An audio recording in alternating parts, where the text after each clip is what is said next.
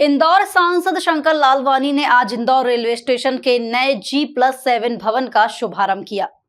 412 करोड़ की लागत से बनने वाले इस भवन में 18 एस्केलेटर, 26 लिफ्ट और एयर कंडीशनिंग सुविधा होगी। 2028 सियस्त की तैयारियों के तहत इंदौर रेलवे स्टेशन के नए भवन के निर्माण की नींव आज रखी गई।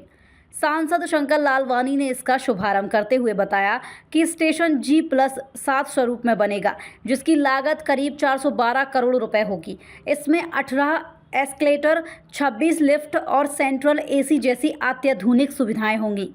उन्होंने कहा कि हमारा प्रयास है कि सिंहस्थ से पहले स्टेशन का काम 3 फ्लोर तक पूरा हो जाए, जिससे यात्रियों को बेहतर सुविधाएं मिल सके। निर्माण कार्य 3 चरणों में किया जाएगा। पहले चरण में टिकट विंडो तक का काम पूरा किया जाएगा। यह परियोजना न सिर्फ यात्री सुविधा बढ़ाएगी, बल्कि इंदौर के रेलवे नेटवर्क को नई पहचान भी देगी।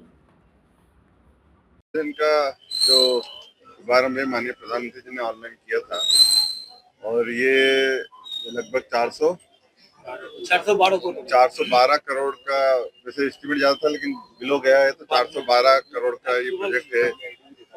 उसका ड्राइंग डिजाइन अलग अलग स्तरों पर पिछले समय कुछ चेंजेस थे, उसको लेके समय लगा, और जो एनओसी आती है, खास करके बहुत सारे डिपार्टमेंट है, उसमें एनओसी में थोड़ा समय लग गया। लेकिन आज विधिवत काम की शुरुआत हो रही है। कॉन्ट्रैक्टर ने आज काम शुरू किया है, तो इसको फेसेस में कर रहे हैं, 3 फेसेस में कर रहे हैं। तो आज पहला फेज का काम शुरू है, जो हमारा पहला फेज है वो यहाँ से पार्सल ऑफिस, पार्किंग से लेकर जो हमारा टिकट घर है, टिकट घर का आधा पोर्शन ये पहले फेज में आएगा।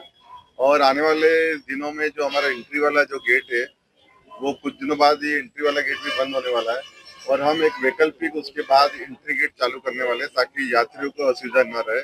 और उसका पूरा मार्किंग रहेगा, किसी भी यात्री को असुविधा न रहेगी, कहाँ से एंट्री करना, कहाँ से टिकट मिलेगी, पूरी व्यवस्था यहाँ बताई जाएगी। तो ये आज जो हमारा पार्सल ऑफिस है, ये डिस्पेंडल 1 महीने में होगा। 1 महीने बाद जब डिस्पेंडल होगा, तब इसमें अंडरग्राउंड पार्किंग का काम शुरू होगा, और उसके बाद अंडरग्राउंड पार्किंग के बाद जो ये बिल्डिंग का है वो काम शुरू होगा। तो ये एक फेज में होगा, उसके बाद दूसरा फेज होगा, उसके बाद तीसरा फेज होगा।